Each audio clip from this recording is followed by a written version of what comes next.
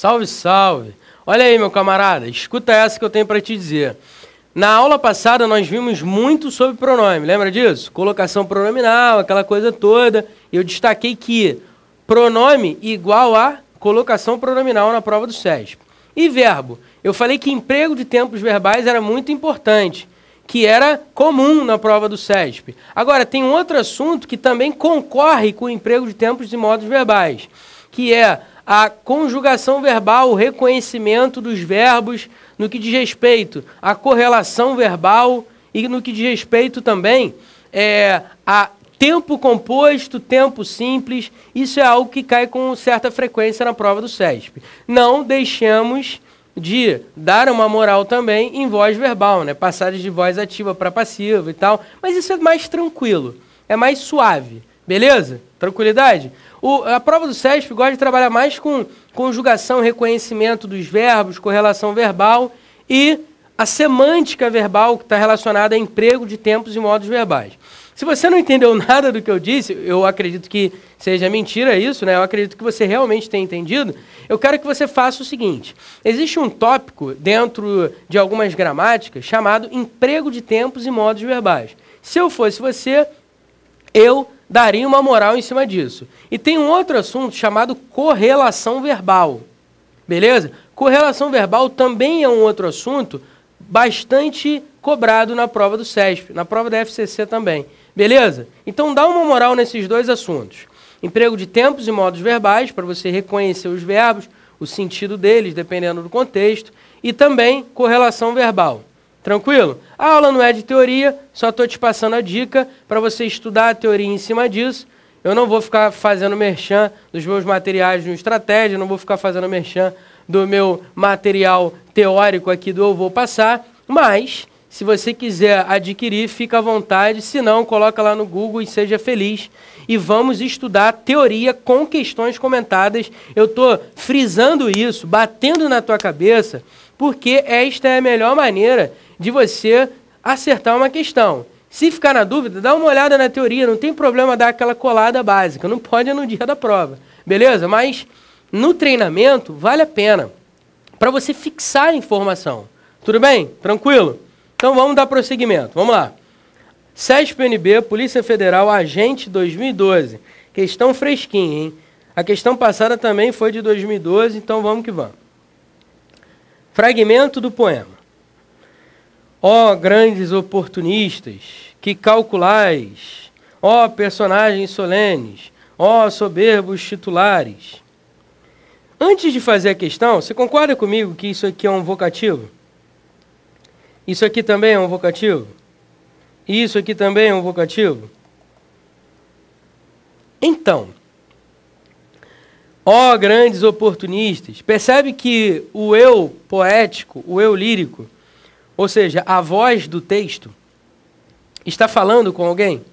Ó grandes oportunistas, que calculais, não sei o que, Ó personagens solenes, ó soberbos titulares. Percebe que o eu do texto, a voz do texto, o eu lírico, está falando com alguém? Por que eu sei isso? Está vendo esse ó aqui? Esse ó, com acento agudo, é tradicionalmente considerado uma interjeição própria do vocativo. Ó Deus, soberano, Então, observe. Isso aqui é um vocativo, por causa do tom invocativo, né, de invocação, de invocar, de chamar, de clamar. Além disso, eu tenho esse ó marcando o início do vocativo. Isso aqui é só para dar uma palhinha para o que vem agora na questão. Vamos lá, 14. No poema, que apresenta uma denúncia de atos de abuso de poder, foram utilizados os seguintes recursos que permitem que o poeta, ou que a poeta, se dirija diretamente ao interlocutor. Emprego de vocativo nos versos 1, 9 e 33, e de verbos na segunda pessoa do plural, todos no imperativo afirmativo. Olha para mim rapidinho. Eu não coloquei todo o poema aqui porque não era necessário. Eu peguei só as partes que nos interessavam para resolver a questão. Leia de novo a questão comigo. Vamos lá. No poema, que apresenta uma denúncia de atos de abuso de poder, foram utilizados os seguintes recursos que permitem que o poeta se dirija diretamente ao interlocutor. O que é o interlocutor? O interlocutor é alguém que nos escuta, é o ouvinte. Por exemplo, eu estou falando agora, eu sou o locutor, você está me ouvindo, eu estou falando com você, então você é o interlocutor. Então vamos lá. Emprego de vocativo nos versos 1, 9 e 33. Esse vocativo é do verso 1, esse vocativo é do 9, esse vocativo é do 33. Até agora, até aqui, tá certo. Agora, e de verbos na segunda pessoa do plural. Esse verbo está na segunda pessoa do plural. Vós calculais. Até agora tá certo. O problema é aqui, ó. Todos no imperativo afirmativo. Olha para mim. Quando eu pedi para você estudar emprego de tempos e modos verbais, eu não estava brincando. O cara quer saber na prova do CESP se você reconhece se um verbo está no presente, se um verbo está no passado, se um verbo está no futuro, se um verbo está no modo indicativo, no modo subjuntivo, no modo imperativo, se o verbo está na primeira, segunda, terceira pessoa do singular ou do plural. O cara quer isso. O cara quer saber se você tem a capacidade de reconhecer as conjugações verbais. Beleza? Então, essa questão não foi diferente. Só que o cara diz que todos os verbos do poema estão no imperativo afirmativo na segunda pessoa do plural. Só que isso é mentira. Por que é mentira? Vamos lá. Eu digo assim para você.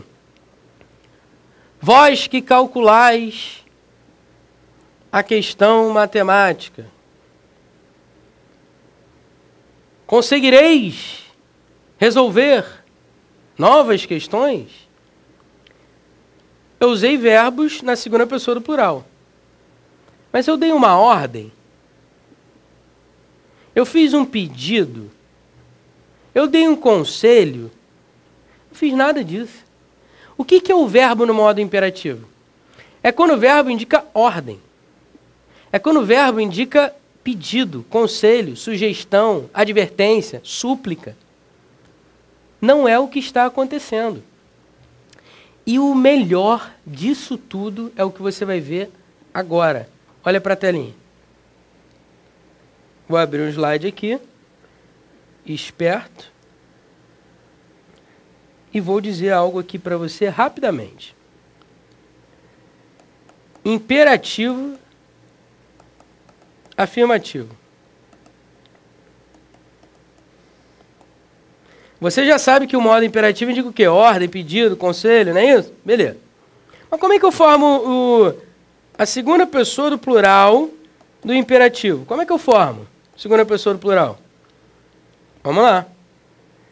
Vou conjugar o verbo comer, que eu estou com fome, presente do indicativo. Vamos lá. Eu como, tu comes. Vamos direto para a segunda pessoa do plural. Ele come, nós comemos, vós comeis. Aí, parceiro, o imperativo afirmativo na segunda pessoa do plural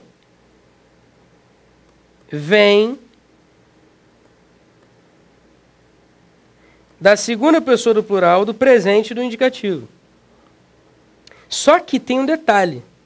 O S cai. Em outras palavras, se eu quero dar uma ordem com o verbo comer para a segunda pessoa do plural, eu faço assim, ó. Eu pego esse verbo aqui sem o S. Aí fica como? Comei. Vós.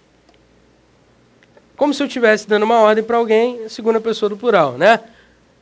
Comei aquelas frutas, ó homens, comei.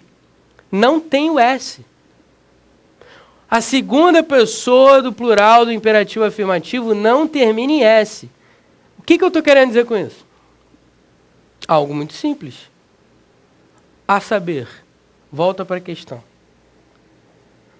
O cara está dizendo que todos os verbos estão no imperativo. Todos. Isso é conversa fiada, irmão. Isso é mentira. Sabe por quê? Porque esse verbo aqui, que faz parte do poema, até está na segunda pessoa do plural, mas ele termina em S. Se ele termina em S, ele pode estar no imperativo afirmativo?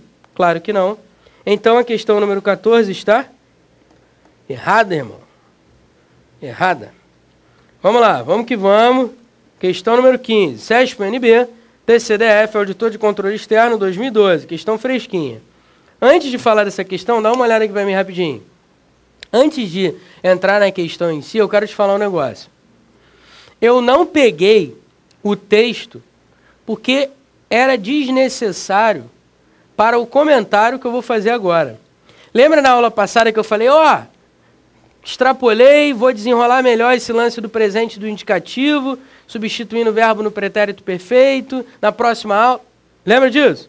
Chegou o momento. Antes de fazer a questão, preste atenção no que eu vou te falar. Preste atenção, vamos lá. Alguns textos são escritos com verbos no presente do indicativo. Só que esses verbos no presente do indicativo estão, na verdade, substituindo verbos no pretérito perfeito do indicativo. Como assim, Pestana? Vou te dar um exemplo clássico que está na gramática do Luiz Antônio Sacconi. Exemplo clássico.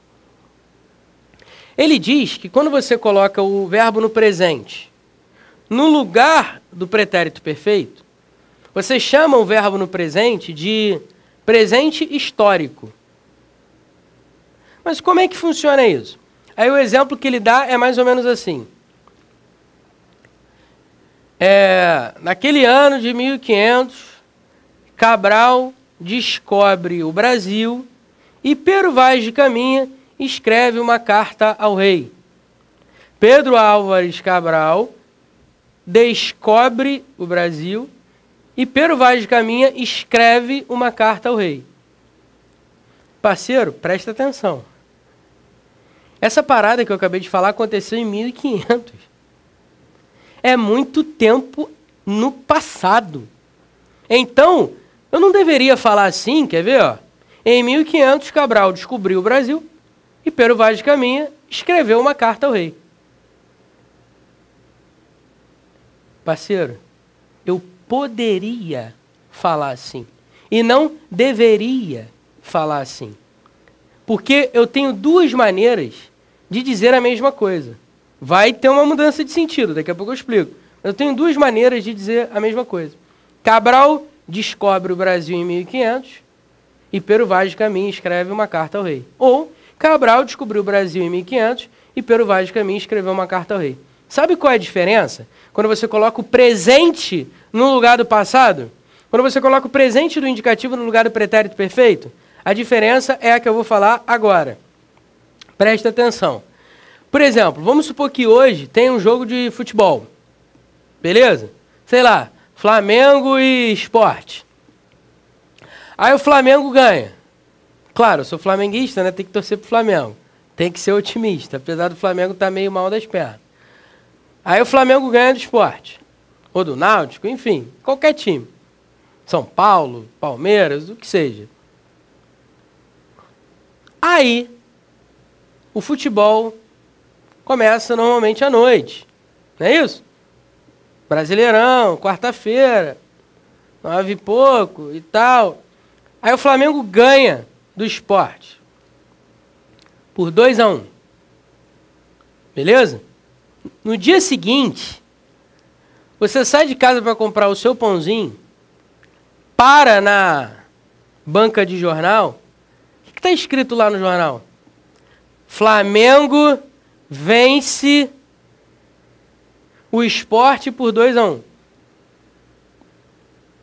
No jornal não está escrito assim, quer ver? Flamengo venceu o Sport por 2-1. No jornal, o verbo aparece no presente do indicativo. E não é só no jornal, não. No jornal, nas propagandas, nas mídias em geral, inclusive na internet. Por que, Pestana, que o cara coloca o verbo no presente no lugar do passado? Para dar um ar de atualidade. É como se eu estivesse dando vivacidade. É como se eu estivesse atualizando uma informação antiga. Uma informação que já passou. Aí sabe qual é a impressão que eu, leitor do jornal, tenho? Que aquela informação é fresquinha. Que aquela informação é novinha. Porque o verbo está no presente do indicativo. Beleza? Flamengo vence o Sport por 2-1. Parece que aquilo que você está lendo aconteceu naquele momento que você está lendo, praticamente. Porque o verbo no presente não dá essa ideia de que algo está acontecendo no momento em que você está presente, no tempo real, no marco zero. Parece dar essa impressão. Então, quando você usa o presente no lugar do passado, a ideia é de atualizar um fato passado, dar mais vivacidade a um fato passado. Maneira a questão, né? E é isso que vai cair agora. Vem comigo, telinha. A substituição das formas verbais ordena presente do indicativo. Recomenda, presente do indicativo. Deita, presente do indicativo. Erige, presente do indicativo. Itilinta, presente do indicativo. Por, ordenou, pretérito perfeito do indicativo. Recomendou, pretérito perfeito do indicativo. Deitou, pretérito perfeito do indicativo. Erigiu, pretérito perfeito do indicativo. Tilintou, pretérito perfeito do indicativo. Respectivamente, não acarretaria prejuízo sintático nem semântico ao texto. Parceiro, não acarretaria prejuízo sintático nem semântico ao texto. Note o seguinte, olha para mim. O cara diz que não acarretaria prejuízo sintático nem semântico. Prejuízo. Como assim? É como se, ao mudar o tempo verbal, isso prejudicasse, mudasse totalmente a ideia da informação. Quando eu digo Flamengo vence o Sport por 2-1, Flamengo venceu o Sport por 2-1, a ideia é a mesma, o sentido é o mesmo, só há uma leve alteração no sentido com relação a esse aspecto de que a informação parece ser mais nova, parece ser mais atual, mas o sentido é o mesmo, não mudou. Flamengo venceu o Sport. Ponto final. Só houve uma leve alteração no que diz respeito à atualização do discurso, à atualização da informação. Mas prejudicar o sentido? Não. Prejudicar não. Manteve o sentido. Só houve uma leve alteração no que diz respeito à perspectiva de como se passa a informação. Então essa questão está certa. Muito bonita a questão. Não era uma questão fácil, mas se você soubesse isso que eu acabei de falar, de que o presente substitui o pretérito perfeito, e isso não acarreta prejuízo de sentido, apenas uma leve alteração na perspectiva de como a informação é passada, você acertaria a questão. Vamos que vamos. SESP-UNB, MPE-PI, analista ministerial, 2012. Questão atual, hein? Fresquinha, cara. Aproveita. Fragmento de texto. Vestidos de palhaço, eles aproveitam o tempo dos carros parados no semáforo para cumprir essa missão. Com cartazes educativos, ocupam a faixa de pedestres, fazem performances e brincam com os motoristas. 16. Sem prejuízo semântico para o texto, as formas verbais fazem e brincam poderiam ser substituídas pelas formas fazendo e brincando, respectivamente. Vamos ver, né? Fazem, fazendo. Brincam, brincando. Vamos ver. Vestidos de palhaço, eles aproveitam o tempo dos carros, parados no semáforo para cumprir essa missão. Com cartazes educativos, ocupam a faixa de pedestres, fazendo performances e brincando com os motoristas. Perfeito. Não tenho o que dizer. Questão certa. Ponto final. Agora olha para mim. Vamos lá. Fazendo e brincando são verbos no gerúndio. O que são verbos no gerúndio? São verbos terminados em NDO. Exemplo. Amar, amando. Vender, vendendo. Sair, saindo. E por aí vai. Fazer, fazendo. Brincar, brincando. Verbo no gerúndio é o verbo que termina em NDO. Agora, o que é mais importante é a ideia do gerúndio. O gerúndio dá uma ideia de continuidade. Quando você diz, eu estou brincando, isso significa que aquilo ainda não parou. O aspecto verbal indica o quê? Que aquilo ainda está acontecendo, é algo não concluído, aquilo ainda está ocorrendo. É um processo contínuo. Então, basicamente, o gerúndio indica essa ideia de processo contínuo. Quer ver? Volta lá o enunciado. Com cartazes educativos, ocupam a faixa de pedestres, fazendo performances e brincando com os motoristas. Ou seja, dá uma ideia de continuidade. Dá uma ideia de que aquilo é habitual, é frequente, que aquilo sempre acontece. Beleza? Muito bem. Questão, então, certíssima. Vamos para 17. CESP-NB, TJ, Espírito Santo, analista judiciário, letras. Faculdade de Letras é uma faculdade muito boa, hein? Para quem quiser fazer, eu que o digo, eu gosto muito. Vamos que vamos. 2011. Já temos agora, em ordem decrescente, selecionei todas as questões que eu encontrei de 2012, agora vamos às de 2011. Questão 17. Na linha 11, a indispensabilidade da teoria política viria dessa necessidade de autoconhecimento dos indivíduos. O uso do futuro do pretérito em viria sugere a intenção do autor em manter distanciamento em relação à ideia da necessidade de autoconhecimento dos indivíduos. Cara, muito interessante essa questão. Olha que maneiro. O cara diz assim, o uso do futuro do pretérito em viria sugere a intenção do autor em manter distanciamento em relação à ideia da necessidade de autoconhecimento dos indivíduos. Olha para mim. Cara, isso é muito maneiro. O futuro do pretérito é um tempo verbal do modo indicativo que normalmente indica hipótese, possibilidade, dúvida, incerteza. Incerteza, dúvida. Quando alguém às vezes usa o futuro do pretérito para indicar dúvida, incerteza, você concorda comigo que ele mantém um certo distanciamento em relação a um ponto de vista? Por exemplo, você chega para mim e diz assim, o aborto é algo errado. Só que eu assim, não sou eu Pestana, eu hipoteticamente, eu também acho que é errado. Mas vamos supor que eu, querendo te contradizer, sendo a favor do aborto, eu digo assim para você. Olha, cara, o aborto até seria algo errado se, em determinadas circunstâncias, não houvesse motivo para... Olha o que eu falei. O aborto até seria algo prejudicial. Percebeu que eu coloquei o verbo no futuro do pretérito? É como se eu estivesse colocando em xeque. É como se eu estivesse duvidando. É como se eu estivesse colocando de maneira incerta aquilo que você falou. Então, eu mantenho um distanciamento do seu ponto de vista com o futuro do pretérito. Foi exatamente aqui isso que aconteceu. Vê de novo, telinha. A indispensabilidade da teoria política viria, supostamente, dessa necessidade de autoconhecimento dos indivíduos. Então, quando ele usa o futuro do pretérito, ele está duvidando desse fato, mantendo um distanciamento. Beleza?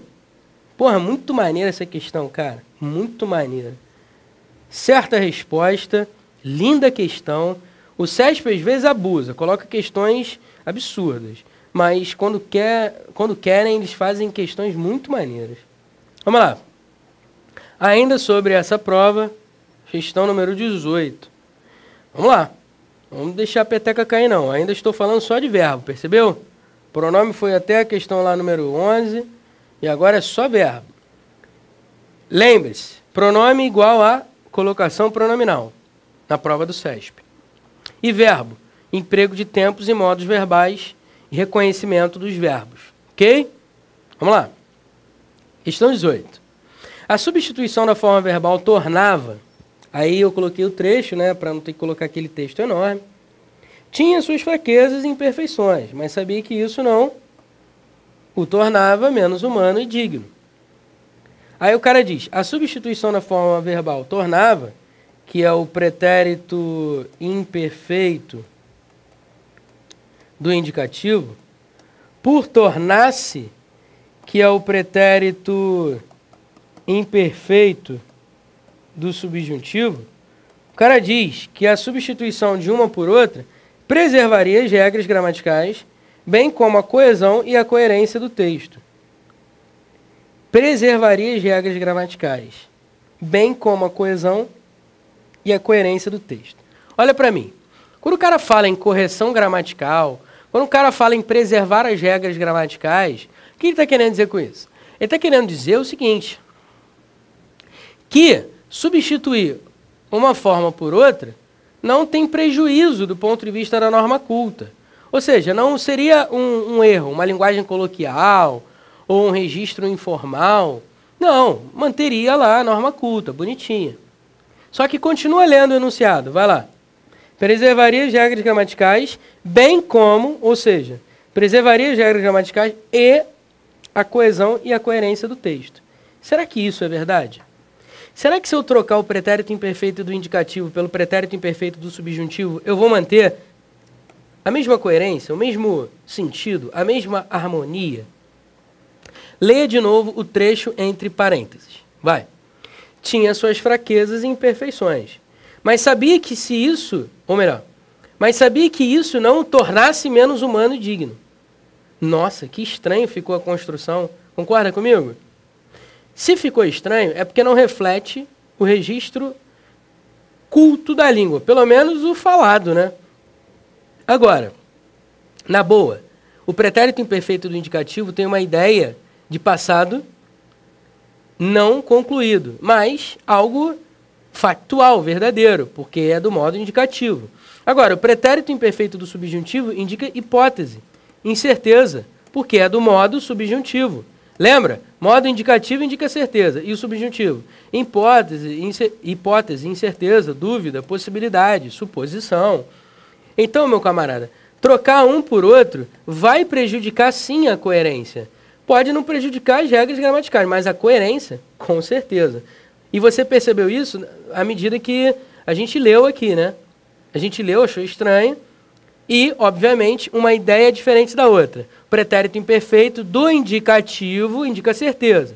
E o do subjuntivo, que é essa forma aqui, tornar-se, indica hipótese, incerteza. Então a ideia muda? Ideia muda. Portanto, questão número 18, eu só tenho uma coisa a dizer: errado. Beleza? Tranquilidade?